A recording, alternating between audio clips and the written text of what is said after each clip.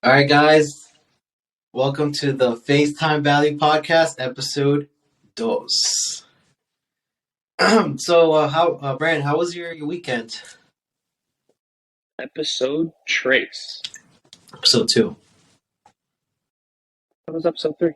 Oh shit! It's episode three. See, I'm all fucked up.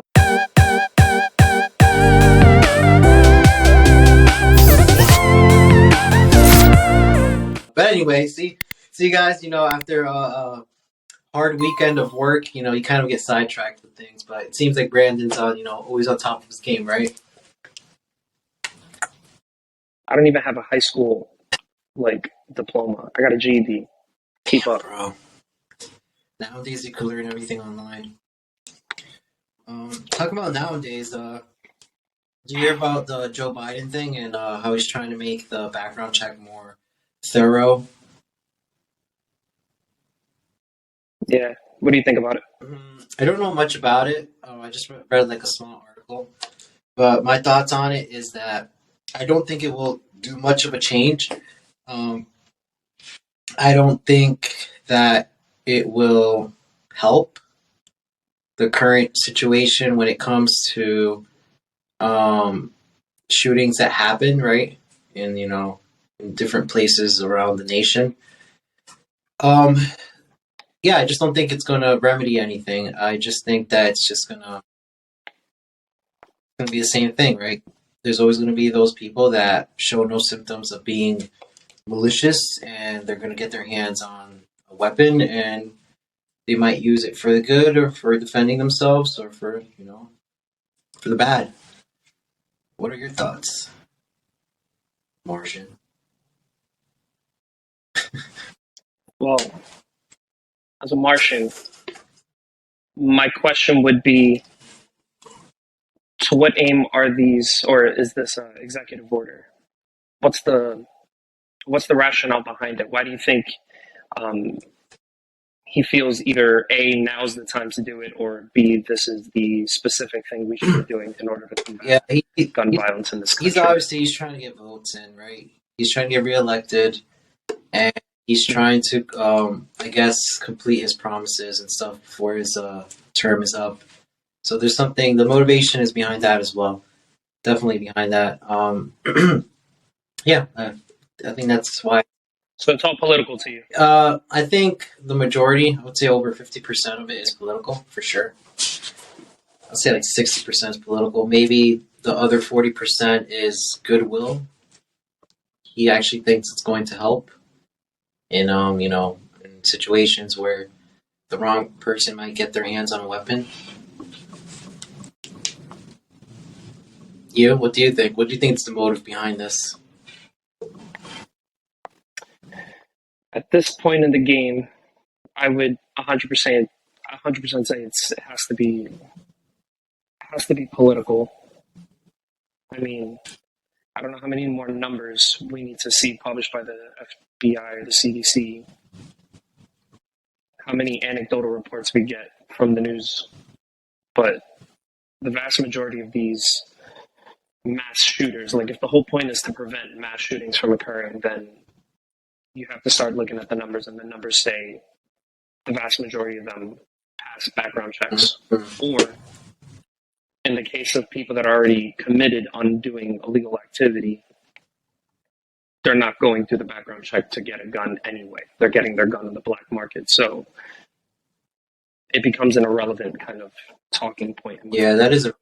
However, it does buy you a lot of goodwill in the upcoming election. I'm sure it comes from a good place. At least I hope that it comes from a good place, because the opposite is this is intentionally designed to be malevolent towards law-abiding gun owners. So I tend to be an optimist, and so I'm going to say this comes from a good place, but it is primarily a political move, given the data that suggests the vast majority of mass shooters already pass background checks. So extending background checks, I mean, if you committed a crime, you committed a crime. You're not going to get a gun, and that is the law today. If you committed a felony, if you committed a, an act of domestic violence, you are not getting a gun today, not through any legal means. Um, those are my thoughts. Yeah, I agree 100%. Um, what do you think would help, like mass shooters that have bad intentions? Going into like public place, like school or shopping center, where they just have an outburst and they grab their weapon, or they like you said, they acquire a weapon through the black market and they just start shooting people. What's a good way to mitigate this? Like, what do you think could be put in place to mitigate situations like that, or stop them? So I think the first step is going to be to admit that this is not an easy problem to solve, and that it's a nuanced problem, and so that there are many factors, therefore many fronts that you have to fight this on. First off, I would say that guns themselves are tools. I don't look at a hammer as inherently wrong, even though I know I can do damage with it. Weapons fall into that same category. They are tools. People do bad things with them. With that being said, doing bad things with weapons is already a crime. That's already been criminalized. You can outlaw behavior, but you can't ban technology that's already been developed. That genie's out of the bottle. That's not going back in. So first, acknowledge that, hey, this is complicated. Second, acknowledge that tools are tools and people are bad, or people are capable of doing bad, rather. Are things like that in Mars? No, in Mars, we kind of figured it out. We learned all the mistakes. I mean, there were some good ideas from the American experiment, but we kind of polished them up and realized that the people were the problem, not necessarily the institutions or the tools that they implement.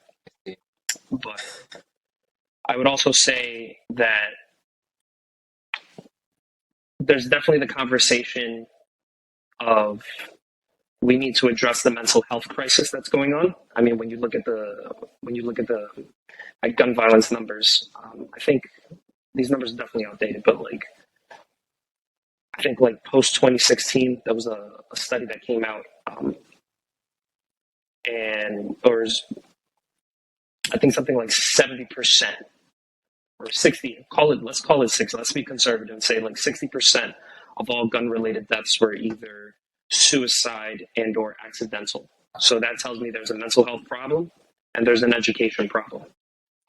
Mind you, those numbers also include lawful uses of employing weapons. So that includes law enforcement, I believe, but also just defensive uses. And so there's different studies that suggest anywhere from I think 50,000 on the low end to 1.5 million defensive gun uses per year. So when you compare that to, 60% of people that are involved in gun violence happen to be either killing themselves or, intentionally or accidentally, you've got an education problem, being gun safety, and second, you have a mental health problem. So those are two other fronts that you have to address that on. It's also a culture thing, I would honestly say that the heart of the Second Amendment has kind of been, we've kind of let it go by the wayside, which is definitely an issue. People forget the importance of it all, of all your rights for that matter. But Can you elaborate more on that? Can you elaborate? What do you mean? Why it's one of why it is an amendment? Like, why is it part of the Constitution? The right to bear arms. Well, why was it put in there? What is it trying to prevent if something were to happen? Because a lot of our audience probably doesn't know why. Because nowadays we live, we're more safe. We have a strong military, but you never know, right? Yeah, you never know. And welcome to America, where you can fuck around and find out. But the general gist, I don't like the way that came out. The gist of it all is we can agree to disagree, or we can have a problem. We lived under the tyrannical thumb of King George and England back in the good old days, back in the terrible old days. And so the idea of the Second Amendment was actually predicated upon English common law, but the idea that every individual had the right and responsibility to not only bear arms, but to provide for the common defense of the people. And ironically,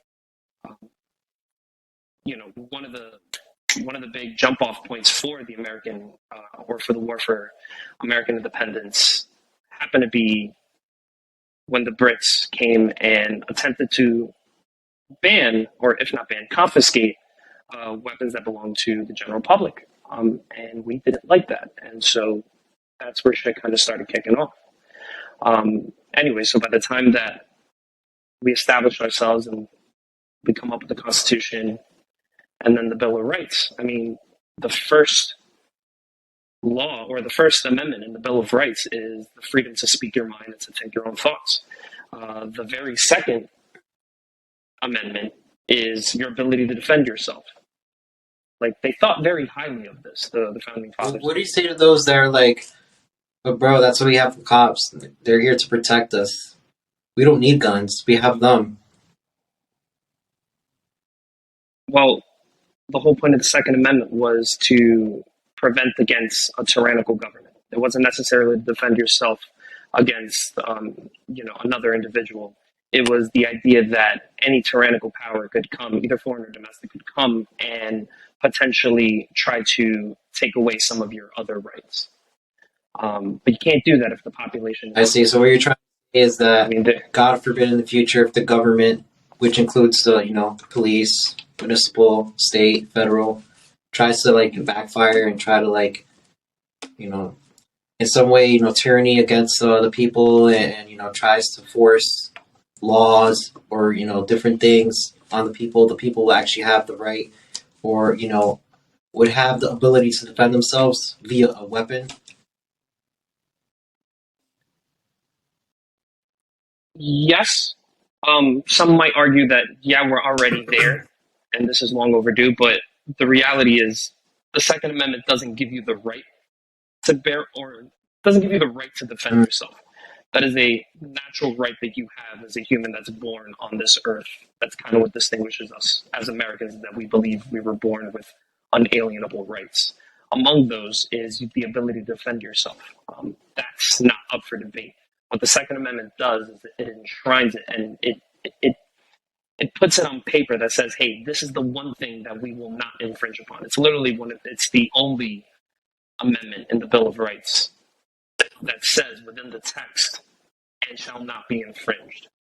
So they recognize that you already have, they presuppose that you have a right to defend yourself. What the Second Amendment does is enshrine your ability to maintain your own ability to provide for the common defense and to participate in a militia if need be.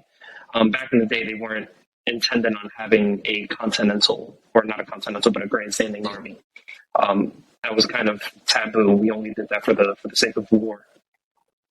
But ideally, they wanted a system. At least I'm supposing from my own recollection. But what they really wanted was a bunch of states that had the ability to defend themselves and provide for the common defense without actually having to rely on a national army. All that being said, the difference between you being in charge of your own security and your own safety and outsourcing that to a law enforcement agency, police department, the feds, you name it, is that they can't be everywhere all at once.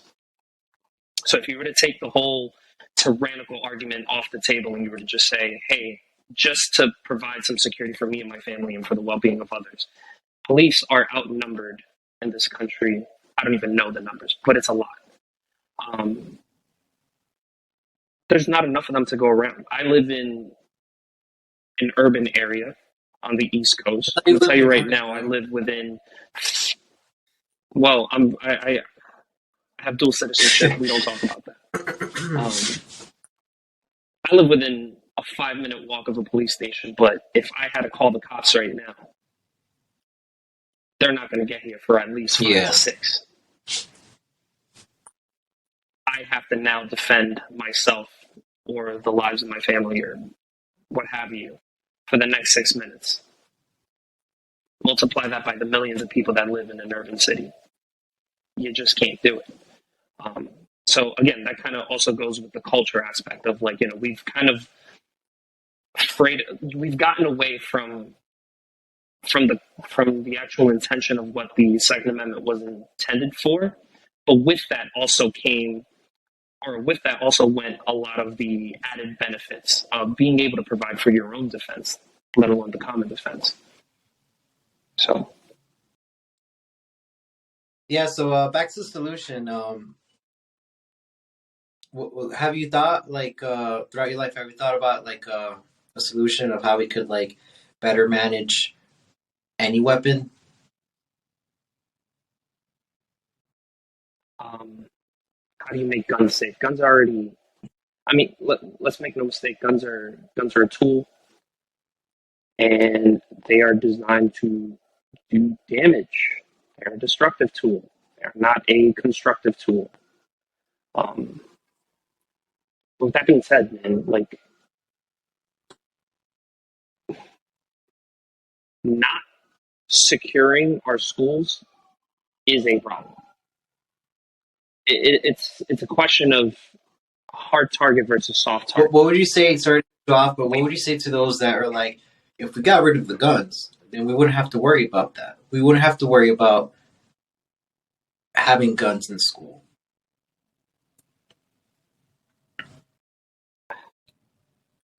I mean, I would point them to any other country that's ever attempted to ban guns previously. I'd also point them to the fact that I'm pretty sure more people are killed with hands, feet, and hammers in this country than they do assault weapons. Yeah.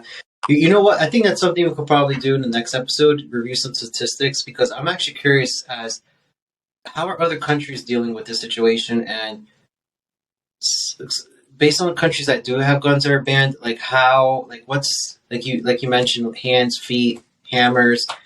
Like I know London has a huge problem with knives. They get stabbed all the time.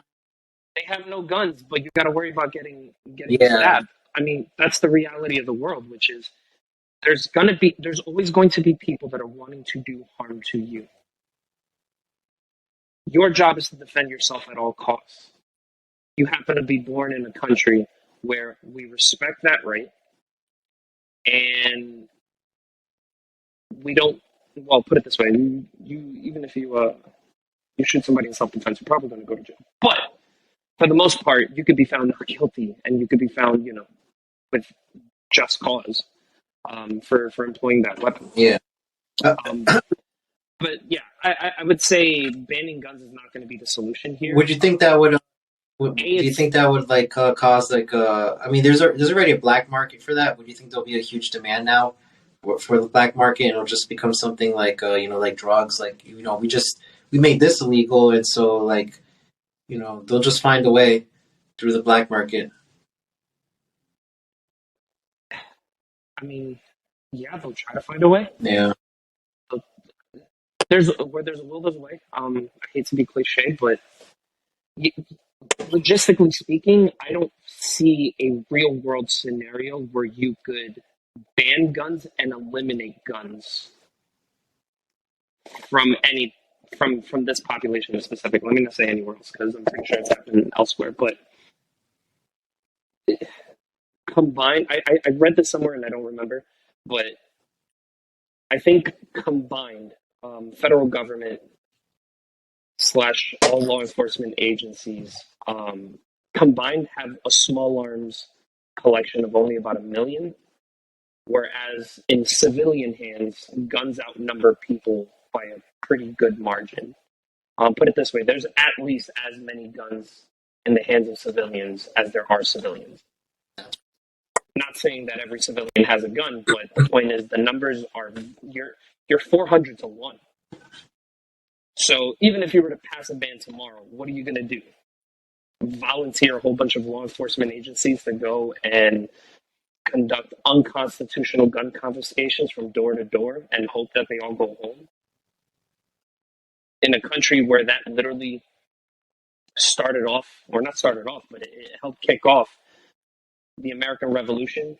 Like, the irony there is a little Yeah. too, it's a little too on the nose. Like, I don't think it would work out. So, I mean, good luck trying to get the gun legislation passed, but practically speaking, I don't see a world where that happens. Not to mention, I mean, for the most part, it's not like, all law enforcement agents are somehow anti-American or anti-Second Amendment. A lot of these people care about your rights, and they don't want to do anything that would harm innocent law-abiding gun owners. So there's no guarantee that you're going to get them to enforce the law either, which is another thing to bring up in terms of, like, how do we combat this is, how about we start enforcing the laws that are on the books currently? No. Like, we should just enforce the laws that are on the books before we look to add any new ones. Dan Crenshaw had said something really profound once, or not profound, but it was just like, holy shit, what a really good litmus test for potential gun legislation. And he said it has to pass a two-part test. One, it has to actually affect the thing that it's trying to prevent. So it has to prevent gun crime. Two, it can't be at the detriment of law-abiding citizens. I'm paraphrasing here, but that's roughly, the point. And I think it's such a simple litmus test that could do a lot to actually separate the laws that are on the books that are doing.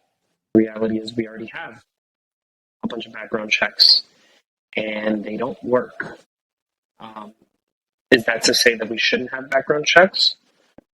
No, that's not what I'm saying. But I am saying that any new piece of legislation needs to be carefully vetted. And that's what I brought up. I brought up the fact that Congressman Dan Crenshaw, I believe that's his name, right? Dan Crenshaw with the eye patch, former SEAL. Yeah. But he had mentioned something in a podcast, I want to say several years now, but it was a really interesting litmus test for any new gun legislation. And it was a two-part test. And the first part is the piece of legislation has to actually prevent gun crime. Second part of the litmus test is that it can't be at the detriment of law-abiding citizens, law-abiding gun owners. In other words, if you pass a potential law, or if you pass a law that makes XYZ harder, for them to get guns, it needs to actually prevent gun crime demonstrably, and B, it can't affect my ability to acquire one legally. And I'll be honest, today's executive order fails that two-part test on both counts. I mean, we already have background checks. If that's not preventing criminals from acquiring guns, or not even criminals, because if it's a criminal, it would prevent them, in theory, if that law is enforced. The question is, how are these mass shooters that are previously, unidentified by any law enforcement agency, and therefore would come up with a clean background check, how are we preventing them from getting guns? And that becomes a more complicated conversation, which is, where red flag laws come in. The problem with red flag laws is that it violates the due process clause of several freaking amendments. Like, you can't just go up to somebody and say, hey, I think you're a criminal, and therefore I'm going to remove your rights before we ever get a chance in court to actually prove that you are a would-be criminal. Like, what is this? The thought police? Like, are we in 1984? Is this an Orwellian, dystopia where you can just? Yeah. Is this Romania? Hey, too soon. Yeah. Yeah. But yeah, that's a problem. So if we're going to pass any new gun laws, we got to make sure that they work. I have no confidence that any law coming out of our current body of government is going to do anything to actually prevent the things that they say they're trying to prevent. From my perspective, it seems very much to be a form of backdoor legislation. Um, he even said it in when he spoke about it. We're going to. I'm paraphrasing, but we're going to carry as many, or we're going to extend the. I'm not exactly sure how he put it, but we're going to extend the length of these background checks or make them more extensive or something like that without actually having to pass new legislation. It's like, all right, we are going to do everything we can to make it harder for you to acquire a gun, short of actually passing a law.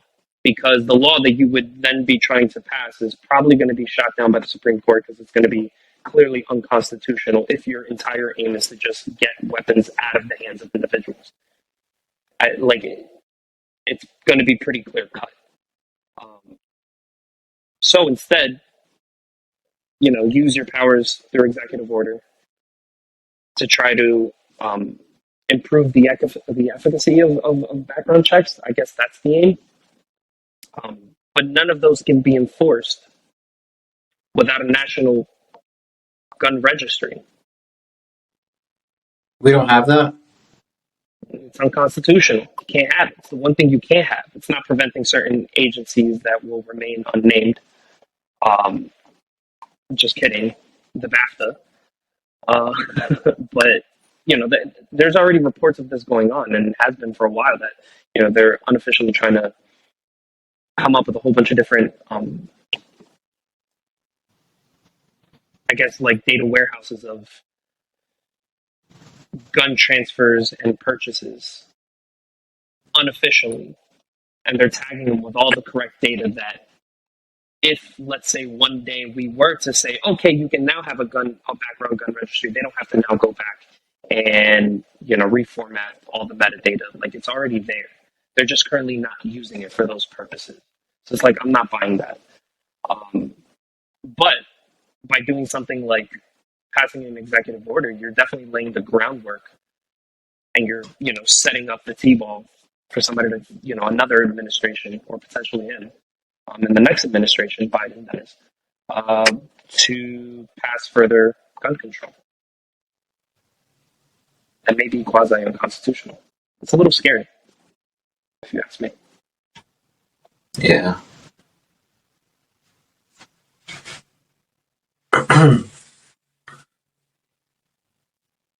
So, have you heard of any other news lately, or no? Yeah, man. What do you think about the whole SVB bank thing? Oh, the SBB thing. I think that I think other banks might follow through with it as well. Like, they might. It depends if people are freaking out and taking their money out. Um, the whole thing with the bond situation, that a lot of their assets were backed up by bonds, and then if people were to take out their money, which was what people heard, right? It was rumored that, hey, if people take out their money, they're not able to get their money back in time because it takes time to actually get your money from bonds. And since the interest rates went up, the bond value went down, and that kind of affected everything. But you there? Yeah, I'm there. Oh yeah, I just I was like, what the hell? You're not moving. What the fuck? But yeah. So my thoughts on that is that as you heard, the government's going to be able, except for the investors, they're not getting their money back, obviously, because they took the risk. That's how it goes. And I forgot the other bank that was about to fail, but they stopped, I guess, their clients from taking out their money. I forgot what American bank that was. But I don't see other banks going through the same thing. It's not the same situation as '08, as people are saying, Right. it's not banks doing bad investments and giving out loans, giving out bad loans. It's just speculation. And inflation's affecting people, so people are very, very afraid. Speculation gone wrong. Yeah, and so people are, they're afraid when they hear the whole like, oh, we're not able to give you back your money, in time or whatever. Because what a lot of people don't understand is that banks don't really have your cash. The majority of your cash is just digital. It's not real. So Fractional reserve lending, where they retain 10% yeah, of the actual deposits, and then the other 90% yeah, they can basically put out on the market and try to get a return on that. And pretty much. that I would definitely say that's contributing to the overall issue. So I think so. It was SVB, and then like 2 days later, I'm blanking on the name, but it was like Silverstone or something like that. Silverstone Bank. It was a New York bank. It was a New York bank. I forgot the name of it. That one was Signature. Yeah, Signature Bank. Right. So the issue being not one of malfeasance or someone trying to game the system, but more so a result of compounding economic factors. Yeah. Where the law or the current regulations allow them to, because of fractional reserve lending, allow them to lever themselves, 901 on every dollar, and then people start drawing down on their deposits because they had a lot of their money, a lot of their assets in mortgage-backed securities and also long-term treasury bonds. As a result of the Fed hiking up the interest rates, it basically chews away a lot of the value of those long-term bonds. Right. And in order for them to sell it, they have to sell it at a discount because it's less attractive. They were going to eat, or at least in my, I'm not a big fan of banking, but like I don't know much about it, but it seems like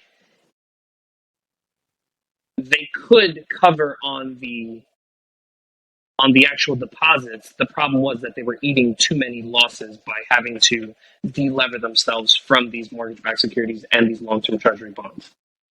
Yeah. So they were going to eat like, I don't know, a 10 billion plus loss.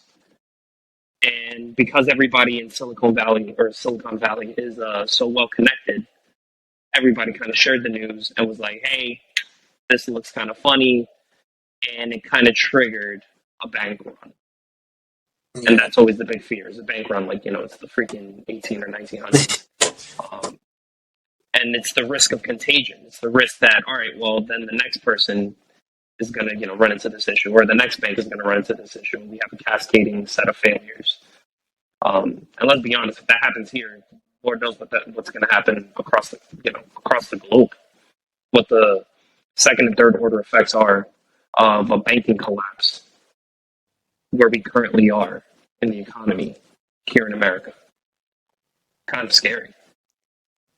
Yeah. The thought, anyways. But it doesn't look like that's going to happen. It looks like they're getting bailed out, or they got bailed out. Janet Yellen kind of came out and was just like, hey, don't worry about it. If you've got your deposits, if you have deposits under 250K, the FDIC kicks in, covers all that money, and for everything else, that's on Uncle Sam. We got you. Which effectively is a bailout. Yeah. Should we have bailed them out, or should we have let them fail, in your opinion? No, I think unfortunately it's kind of messed up, right? Because like we can't really tell a bank where to put its assets, and it's messed up because they're utilizing the cash of their client, which is a citizen, right? But then again, the citizen's they're not forced to give their money to the bank, but in this case, right, it's the FDIC, right? They're FDIC insured, so they insure up to 250K. Um, I would say yes because I'm thinking I'm putting myself in that situation, right? If I was in that situation, In whose shoes? what? In the Fed, Janet Yellen, or the bank? It, I think it was good. I think it was okay that the Fed stepped in and bailed them out. I would like them to do the same thing if it happened to a bank that I'm banking in. Um, so yeah, I think they did what they had to do. They should maybe regulate it a little bit more, right? And make sure that I don't know. I'm not a banking expert, but they should put some terms in place that would prevent this from happening in the future. Um, Would you consider yourself a capitalist? yes, I would consider myself a capitalist. And I know what you're going to say by that. Or you're going to say it's you're taking a risk, and because you take a risk, and the market decides what happens, and the government shouldn't step in and try to fix things and help you out because that would be kind of like a socialist, right? Society where the government steps in and tries to help, society. But yeah, About the whole socialism list. thing, but I think it would definitely undermine the whole principle of capitalism, which is you take a risk, and if you win big, and if you lose. Yeah, However, I, big you bet. But that's why the investors lost out on that. People who actually had shares in the bank. Um, but yeah, man, those are my thoughts. I think what the government did was good and fair. Even though I'm a capitalist, one thing that I don't think is fair, and I'm going to make this a clip, by the way. I'm just going to cut this off. I'm going to cut off the part that I'm saying to make it a clip. But it's the way the banks work, right? It's what I mentioned earlier that it's sad that, for example, if you were to deposit $1 million that you earned, right, that you made and earned through providing a service or doing something, right, um, that for you to actually move that money or to try to take that money out, they would have to first of all, you're not going to get your money right away. Second of all, they're going to ask you a whole bunch of questions, which is messed up because it's your money, right? And the reason they're doing this, the reason they're asking you questions and not giving your money right away is because your money's not there and they need time. So they're buying time to actually go and sell off assets to provide that money to you. So they don't tell you what's happening in the back end, right? They're asking you, why do you need this money? Which it's none of their business, right? The reason you gave them the money in the first place is for them to hold it and to give it back to you when you need it. And they're making their money off of that as well, which is okay, cool. But at the same time, it's messed up, right? Like, give me my money, I need it now. And so, like you said, that causes a bank run where, people in the back are like, oh my gosh, we have to sell off assets and, do this and that, and then provide this guy with their money. The more money you pull out, the longer it will take. And that's when, cryptocurrency comes in, right? Because that kind of cuts that man in the middle, right? Where you have to wait on a person to give back your money. The transaction. yeah, transactions close a lot closer. Yeah, they close a lot quicker. So yeah, that's how the banking system works. Unfortunately, that I don't think it's fair. It's pretty messed up. Hopefully, we become all digitized. But then again, I like to actually talk about this in deeper detail in the future of how I think they're going to make a digital bank that's going to be controlled by. Oh no, we're going to get into that. They're going to make a digital bank, digital coin, and this whole decentralized utopia is not going to exist because at the end of the day, the government's too strong and they kind of decide what is the currency, right? I mean, El Salvador decided Bitcoin would be the currency, which was a big move, right? Because no one controls Bitcoin. I could start a mine right here with a whole bunch of servers trying to mine Bitcoin. Of course, it'll take forever. But the point is that the algorithm's there. Anyone could generate the coin, and you don't really have control. Versus if the U.S. creates their own little coin, their own little algorithm, where they're the only ones that could generate that coin. I'm pretty sure there's gonna be people out there. They're gonna try to what's it called? Counterfeit a digital coin. I'm pretty sure, right? They're probably gonna do that, and they're probably gonna have to check out if it's the hash or something. They'll make it, the integrity to make sure it's legit.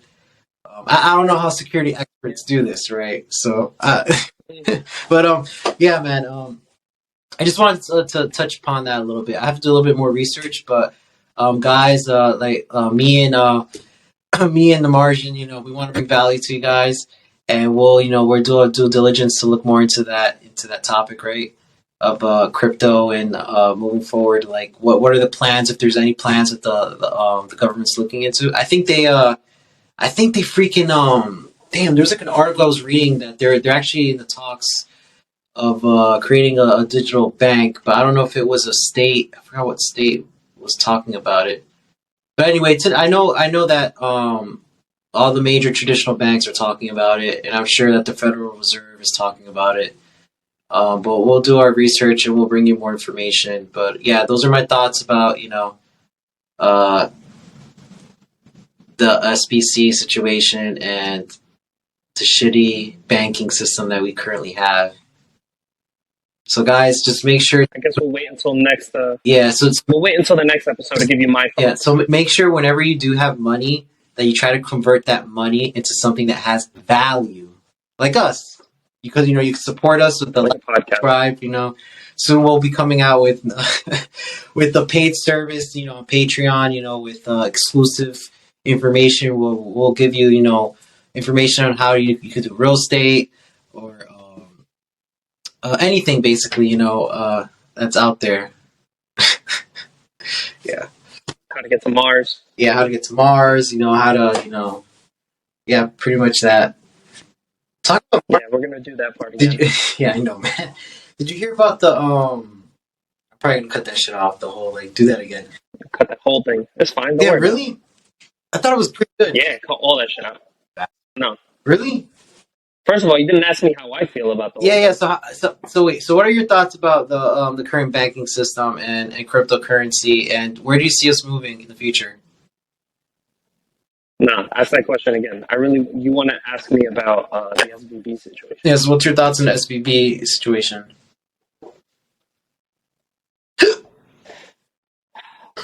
So, the capitalist in me says, let it all burn. Damn. But then, What if you were in that situation, man? right. So, I'm also very level headed, or at least I try to be. Yes. But the reality is, the money that was lost here wasn't lost to speculation in the traditional sense, where they're just betting on, on sketchy things, or, it was a misappropriation of funds. This was bad risk management. This was, if you know that XYZ, drawdown is about to happen, or no, I take that back. If you know that the Fed is increasing rates higher than they ever have in history, and you are not simultaneously delevering your position to get out of those risky positions, then that's bad due diligence. You have a fiduciary responsibility to your customers to keep their assets safe and to keep them available.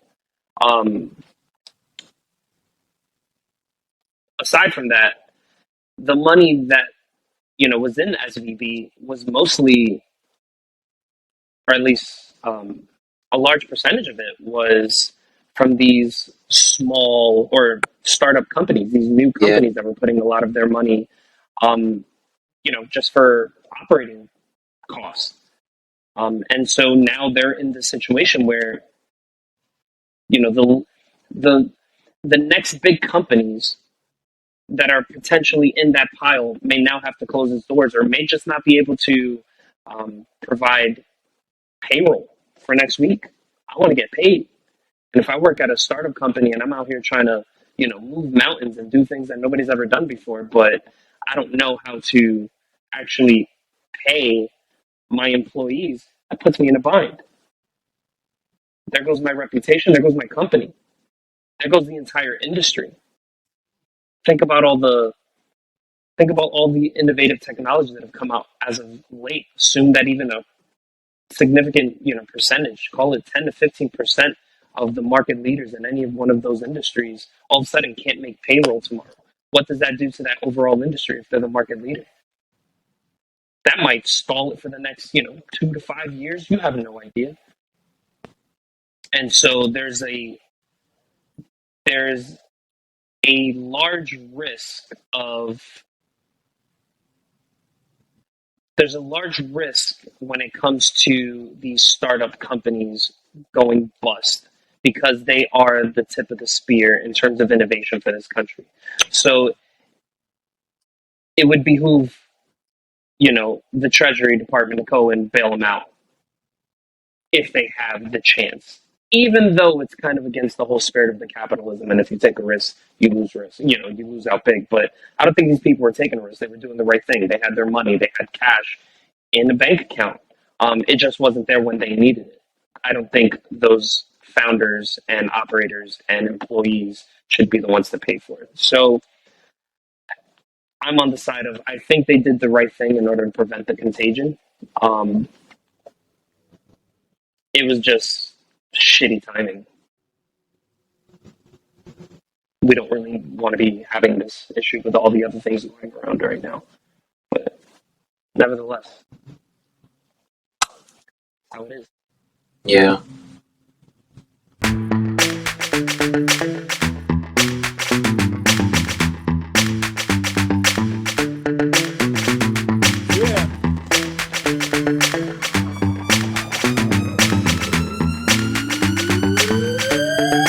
Give me any beat.